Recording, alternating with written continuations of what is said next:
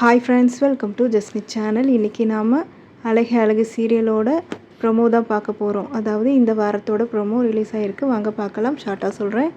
மதியம் என்ன பண்ணுவாங்கன்னா, காலையில் எழுந்திரிச்சு வாக்கிங் போயிருப்பாங்க. அந்த டைம் பார்த்திங்கன்னா அவங்க மாமாவும் வாக்கிங் போயிட்டுருப்பாங்க. திடீர்னு மதியை பார்த்து ஷாக் ஆயிடுவாங்க. ஏன் அப்படின்னா, அவங்க வீட்டில் வந்து பொண்ணுங்கன்னா இப்படி தான் இருக்கணும் அப்படின்னு சொல்லி ஒரு கட்டுக்கோப்பாக இருப்பாங்க. அதை ஆல்ரெடி மதிக்கிட்ட சொல்லியிருப்பாங்க. ஆனால் மதி கேட்குற மாதிரி தெரியலை.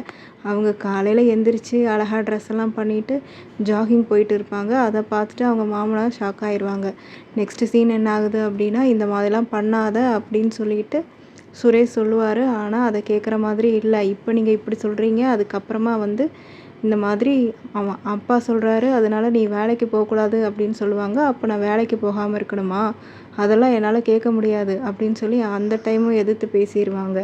நெக்ஸ்ட்டு என்னாகும் அப்படின்னா, மதியும் மலரும் வந்து சமையல் பண்ணிகிட்ருப்பாங்க. அப்போ மலர் சொல்லுவாங்க, ஒரு 10 எக்கு வந்து வேக போடு அப்படின்னு சொல்லுவாங்க. பாயில் பண்ணி சாப்பிட்டுக்கலாம் அப்படின்னு சொல்லுவாங்க. ஆனால் என்ன, நம்ம வீட்டில் 11 பேர் இருக்கோம், 10 முட்டை தான் வேக போடுன்னு சொல்கிறீங்க அப்படின்னு, உங்களுக்கு வேண்டாமா அப்படின்னு கேட்கும்போது, எனக்கு வேணாம்ப்பா, நீங்களாம் செஞ்சு சாப்பிடுங்க அப்படிங்கிற மாதிரி சொல்லுவாங்க.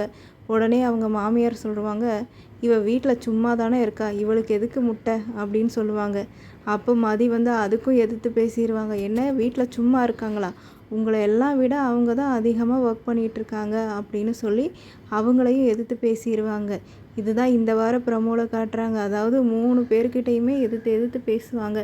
மதி அவங்களுக்குன்னு ஒரு ரூல்ஸ் வச்சுருக்காங்க. ஸோ அவங்க அதுபடி தான் நடந்துக்கிட்டு இருக்காங்க. என்ன தான் யார் சொன்னாலும் கேட்குற மாதிரி கிடையாது.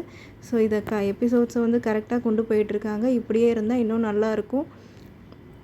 இன்னும் என்னென்ன பண்ண போகிறாங்கன்னு சொல்லி நம்ம பொறுத்திருந்து பார்ப்போம். அது வரைக்கும் சேனலை மறக்காமல் சப்ஸ்கிரைப் பண்ணி பெல் ஐக்கானையும் கிளிக் பண்ணிக்கோங்க. தேங்க்யூ ஃபார் வாட்சிங்.